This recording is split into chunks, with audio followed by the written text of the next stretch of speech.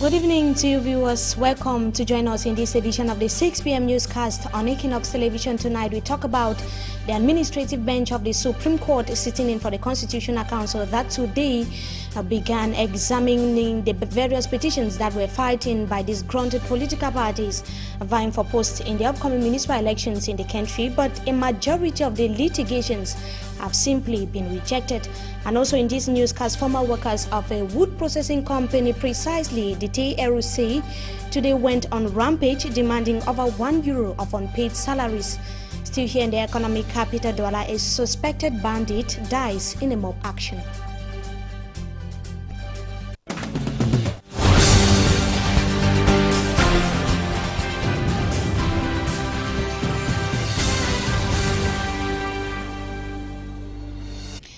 Good evening to you once again, viewers. Welcome back from the weekend.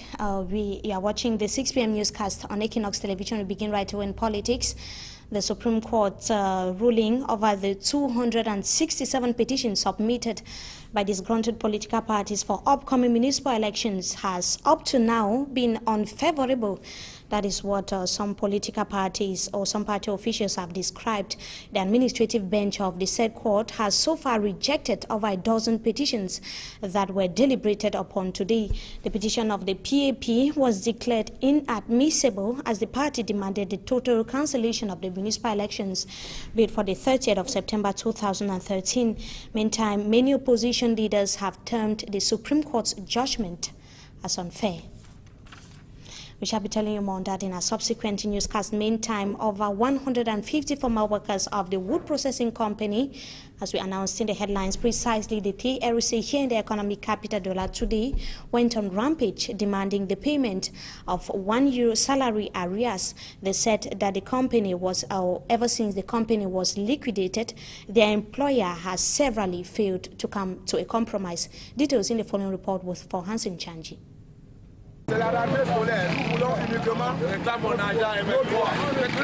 These former workers of Transformation Reef Cameroon, located in the Bassa Industrial Zone, are demanding the payment of their salary arrears, money owed them before the company was liquidated. In a communique signed by their delegates and addressed to authorities, the workers wrote that they will end the strike only when their money is paid, and that the strike takes effect Monday 19 August. Reasons why over 150 of them gathered at their former company this Monday, demanding the liquidator to pay them. This man explains that since the company, TRC, was liquidated 1 year ago, their salaries have not been paid, in spite of assurances from the liquidator. Another former worker reveals that over 1,200 of them are claiming the sum of 950 million francs CFA. To these workers, all they want is their money, since all attempts months back has been futile. We are about 1,200 employers. Since they give this right to this man to sell this company, he's not pushing up, he's not doing anything. We have been suffering behind him. Our workers' representative delegates, they have moved up to Yaoundé. We need our money. A representative of the divisional officer for Douala 3 told the workers to let dialogue prevail between them and the liquidator. At the time of this report Monday, a meeting had been previewed between the parties. We shall be coming back to the minutes of the said meeting in our subsequent news editions. Meantime, an alleged hoodlum has been killed in a mob action, as we as well announced in the headlines, in Kombo, in the Bonaberry neighborhood, still here in the economic capital, Douala. Danny, that's the name of the suspect, was caught in an off-license where he and his alleged gang members were about stealing some empty crates. He and the two suspected accomplices succeeded to escape, his two suspected accomplices succeeded to escape. Meantime, Danny was beaten to death before the arrival of forces of law and order.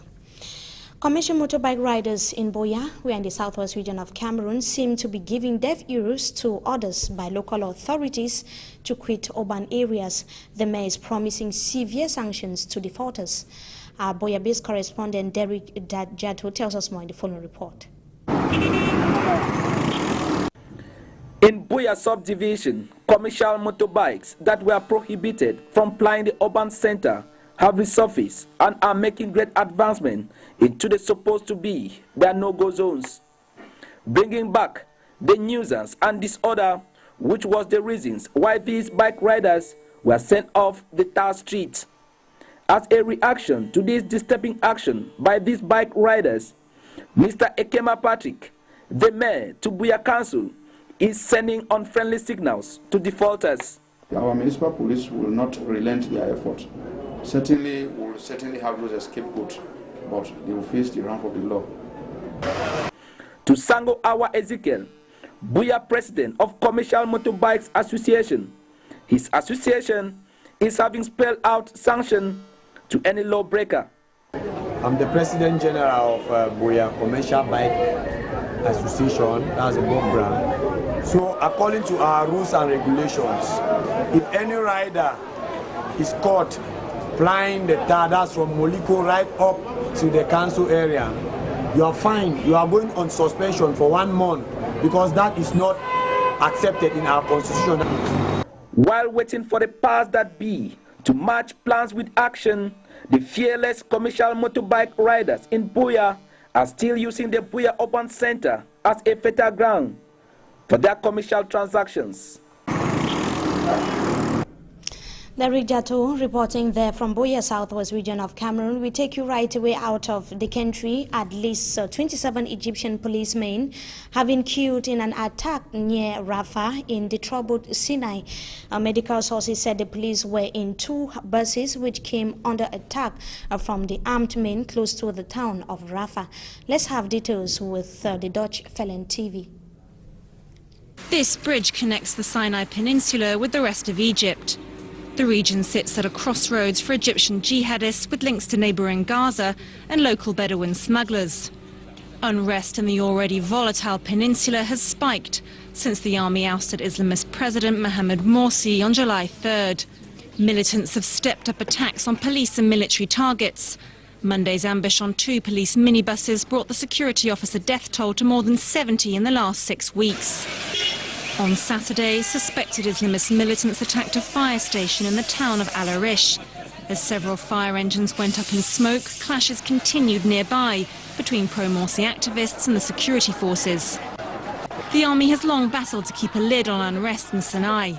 This Bedouin tribal chief blames years of government neglect for creating an environment where Islamist extremism can thrive. The whole of Sinai has been neglected by the state for 30 years. The state has left this area without any development. This favoured the spread of disease, in this case the spread of Islamist movements and outlaws. After the January 2011 revolution, security forces scaled back their presence, leaving space for militants to gain ground. In summer 2012, Islamist militants killed 16 border guards. This prompted Morsi to destroy smugglers' tunnels used to bring goods into Gaza, angering extremists on both sides of the border. The army, now in command, is grappling to maintain security in the peninsula and in Egypt's cities. That was actually Franz Venkat bringing us an update on the crisis that is taking place in Egypt in the Middle East. Meantime, a date has been set for the trial of the South African athlete Oscar Pistorius for the premeditated murder of his girlfriend Rivers Timkam at a hearing that is in Pretoria, South Africa. During Monday's hearing that was today, the prosecutor said he planned to transfer the case to the High Court. Let's have the details once again with Franz Venkat. Set to face trial in March next year, South African Paralympian Oscar Pistorius has been formally accused of the murder of his model girlfriend.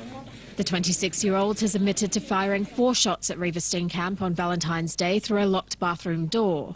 She was hit in the head, arm and hip. Pistorius' lawyers say the shooting was a mistake. They argue the athlete was acting in self-defense against what he thought was an intruder. Prosecutors, however, accuse him of intentionally killing Steenkamp after a heated argument. Intentionally, it does there in the indictment, it say intentionally, which means it's premeditated. We believe that with every information that we have, we definitely have a stance in court. The South African was flanked by his family during Monday's brief court appearance. If found guilty, he faces a life sentence with a minimum of 25 years in prison. The double amputee was one of the most celebrated athletes of the 2012 Olympics and Paralympics in London. His arrest and subsequent murder charge shocked millions, raising questions about the levels of violent crime and gun control in South Africa. That is news out of Cameroon, and that does it for this segment of the news. Up next is Talking Point.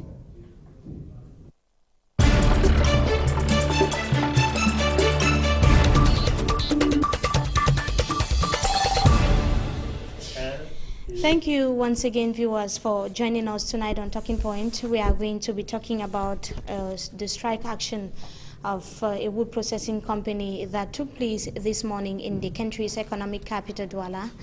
Let's take a general view of how workers should be treated. And tonight we have as guest an educationist. Good evening to you, Mr. Adamu Edward, and thank you so much for joining us tonight on Talking Point. Good evening, Mimi.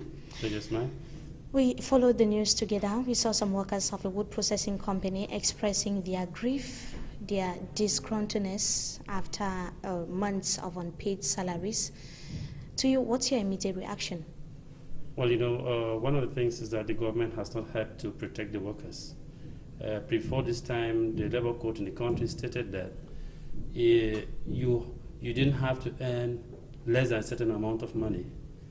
And unfortunately, the workers haven't left the hands of their employers. Insofar as there are many unemployed people in the fields, the employers will always treat the people the way they want, because they know that they're ready, they can replace them at any time. But I think that there are certain norms that must be respected by those who employ Cameroonians, and the state needs to step in once in a while to make sure that their salaries are paid regularly. Imagine a state like a town like Cameroon, a town like Douala, for example. If you're living in a house, you're renting, you're feeding, you're sending children to school, and you've had accrued salary that is unpaid, how do you live? How do you even get to work? It's but normal for people to express their anger. So it's but normal for them to go on strike, and you think that is it going to help the situation? You know, there are two ways in solving situations. One is by negotiation. You can negotiate a situation out if there is communication between the employers and the employees. But when a communication really gets to find itself broken, maybe retorting to strike might only be the way out, even though they could still have another way out of it. So how, according to you, these former workers of the said wood processing company are complaining of over 1 year of unpaid salaries up to now, and we are during the back-to-school period. According to you, how might their living condition be? How are they coping with the situation? Mimi, I would tell you that even parents that do work at this time of the year, when schools are about to reopen, they are under serious stress. I mean, people who work and earn their salary. What of somebody who does not work? They are most likely that their students, their children will not go to school. The parents will not be able to buy their books. For sure, the schools will send them away. But for those who find themselves maybe in government schools where maybe the school fees is less, maybe they could find another way out. If not, it's most likely for them to lose the entire school year. And even the parents, imagine, you are at home, your children are there, they're supposed to be at school. Imagine how stressful you are that your own child hasn't gone to school. So now, how should, according to you, how should an employer treat an employee? First of all, there is a text that is supposed to govern those who are working. If you have worked in a company to a certain number of years, for the number of years, you should be associated with this social insurance, meaning therefore that there are some allowances that they expect that when you get retired, you can earn, you will get some money from there. But you see, there's a regular salary which everybody earns. And we know for some time wood processing companies they've had their own difficulties. But I think they should even pay part of the money. Not paying at all means that those people are virtually starving. And how do you expect them to work? They should give them the favorable conditions. It's even expected that their children should even be taken care of. Their health should be taken care of those companies, by the companies. But it means therefore that their salary is not paid. If any of them falls sick now, that's gone. And from their meager salary, they can't sustain taking care of themselves in a town, in a city like Douala. So I think that the employers need to sit up and have some human feelings for the people who work the money for them. An indication that is not a similar situation to employers that we find in Cameroon today. Well, some what companies could be your do. evaluation so far? Like I said at the beginning of it, immediately the state said you can negotiate with your employer in one way or the other. We know the government has done a lot of things. They would think that when the government started saying that you negotiate your pay with the employer, the government was indirectly selling us to the employers. Imagine the number of Cameroonians who are unemployed. And imagine the number that are fighting to come in and replace you with the meager salary you're earning. It means therefore that the government has not protected us to a certain extent. They would have said, if you are working this number of hours, your least salary should be this, and that it is respected. In other countries, we have cases where strikes have gone on in companies, and the government has decided to pay and go behind that company to get back the money they paid the workers. The powers that be, we know the government is doing a lot, but we think that leaving the employers in the hands of the employees, in the hands of the employers, is virtually just selling them into slavery. For the fact that the government too has probably failed in its role, let's talk about the role of the employer itself. Is it enough reason for an employer, you see an employee works under your company and he delivers the good maybe the way you expect him or she to, and at the end of the day he or she is not being paid? Is that how an employee should be treated? Not at all. You know, if you look at the Marxist policy in terms of employment, it said that the workers are those who did the work and the employers simply earned the money. If you get down to these companies, you see that there are people who work maybe 12 hours a day. There are others 8 hours a day. True, the owner, the employer has the money. He has put everything in place. But the person who stresses most or the most is the employee down there. So he needs to give just a little which you have agreed to him that he will be paid every month so that life can go on. And the impact is very far-reaching. We see them. Very far-reaching. Strike action is not the sole company that is going on rampage. For sure. We see workers going on strike on daily basis, and it seems like it's not helping the situation. Yeah, like I said, the government needs to step in. The government needs to somehow maybe hit the hand on the table with some of the companies, because some are barely out to exploit poor Cameroonians. I mean, Cameroonians themselves are barely out to exploit their brothers and their sisters. You can't imagine that in a town like Douala or a city like Douala, somebody is paid 25,000.